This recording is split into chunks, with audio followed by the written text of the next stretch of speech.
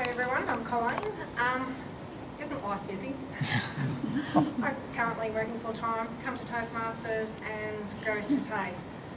So today we have two speakers, Crystal and I are going to speak. I had a speech kind of roughed out, and Jade, you are going to have a minefield of ums and ahs because it's incumbent.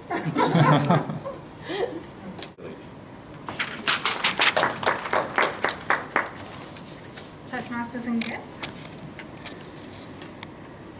There's a certain level of synchronicity at times with Toastmasters. I thought it was interesting that Chad Apper spoke about the inquantity of a child, of developing a child, and that to an extent is what I'm going to talk about today, is my son's inquantity, his willfulness. Have you ever done that trust exercise where you're blindfolded and someone has to lead you around? The objective, of course, is the person has to develop trust, and the person leading you has to watch out for you and communicate all obstacles and hazards that might be in your way. I've done this a couple of times, and once when my child was 8, I've got a son who's now 25, when he was 8, said, I want to do that. But he didn't mean he wanted to be blindfolded. No, he wanted to lead me around. So I thought about it. And I thought, how many times does my child have to trust me? Every time we jump in the car, he has to have full faith in my abilities, my temperament, and that I'll drive him safely. So fast forward a couple of years, or quite a few actually, 17, and we have to do this again in a totally different context. Have you ever taught your child to drive? Who in this era of WH&S thought it was a good idea to place the parent in the front seat of the car, the passenger seat of the car, with their child that doesn't know how to drive? 50 hours at the time we did it, 50 face-to-face hours we were driving around. And that's not to mention the unsuspecting public as well.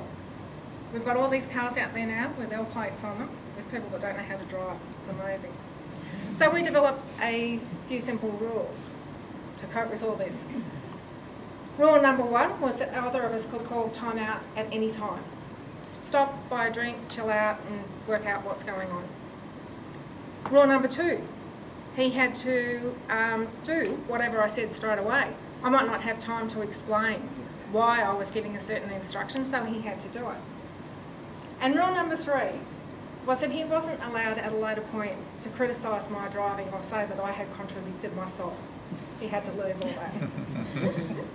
It has great applications in other areas, I'm sure, as well. I don't know why I didn't think of it before. So,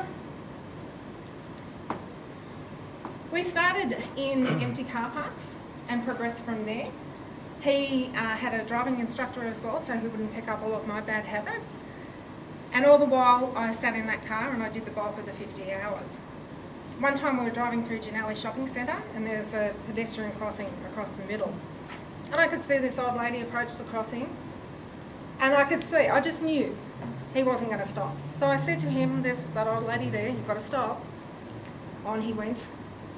You know, you've got to stop, a bit more emphasis then. Hey, kept going. Stop! Stop the car. Finally, he stops. The old lady proceeds unscathed. See rule number 1. Over our Cokes and water, I said to him, why didn't you stop? I asked you to, why didn't you stop? I knew what I was doing. Really? So we had a little chat about who was the more experienced driver. And see rule number 2.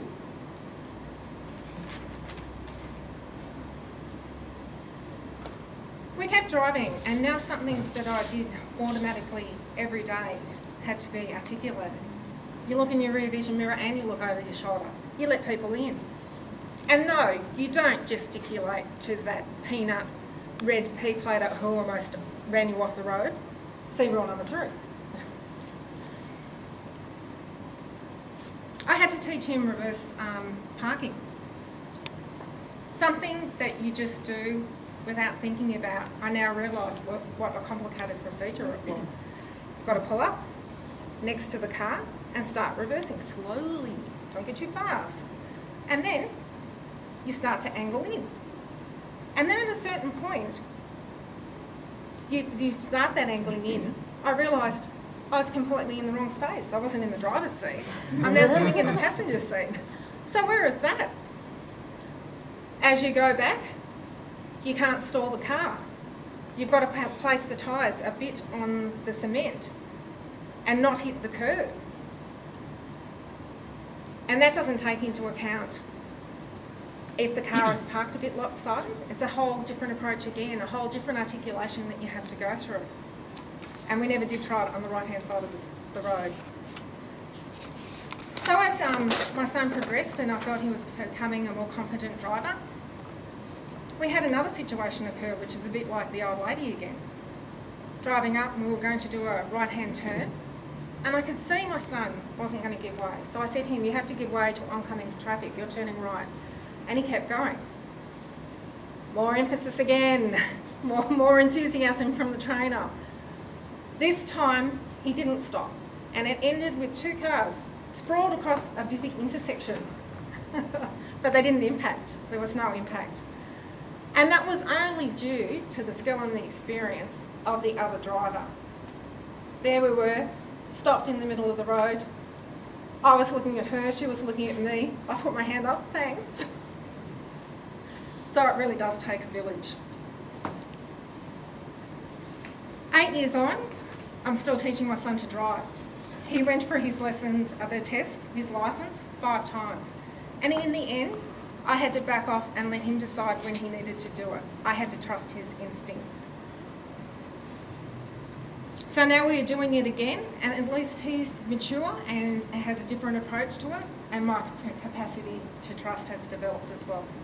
Thank you. Your work life, which you would like to improve, and why?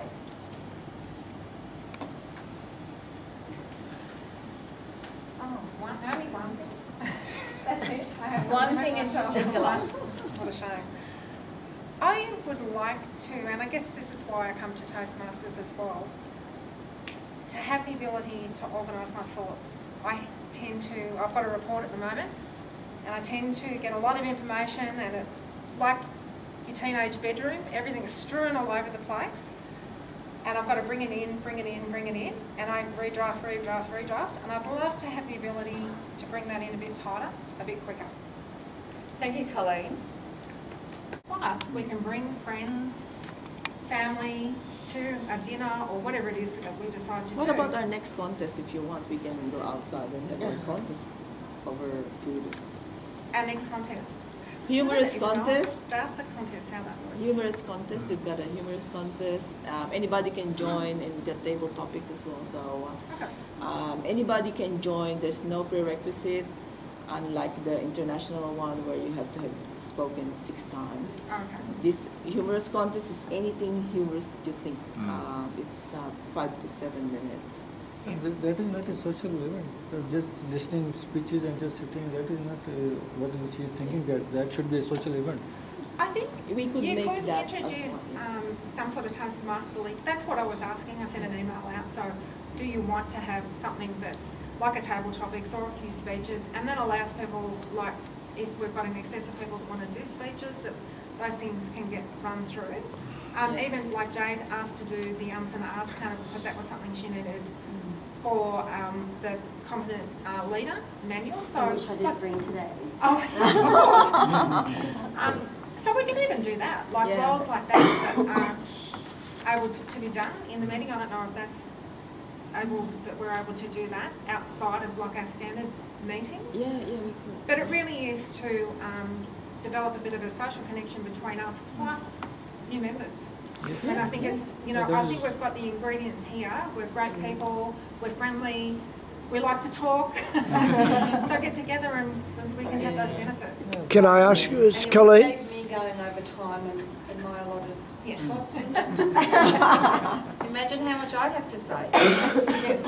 Colleen, may I ask, did you intend today for each of us to give a 30-second opinion? Was that your intention? That's what I liked, but Mila said that it was sort of been against the rules without a quorum. But we wouldn't have to vote, we could still talk for 30 seconds without Yeah, voting. or probably send an email out like we're okay with this, like we can extend the meeting for another hour.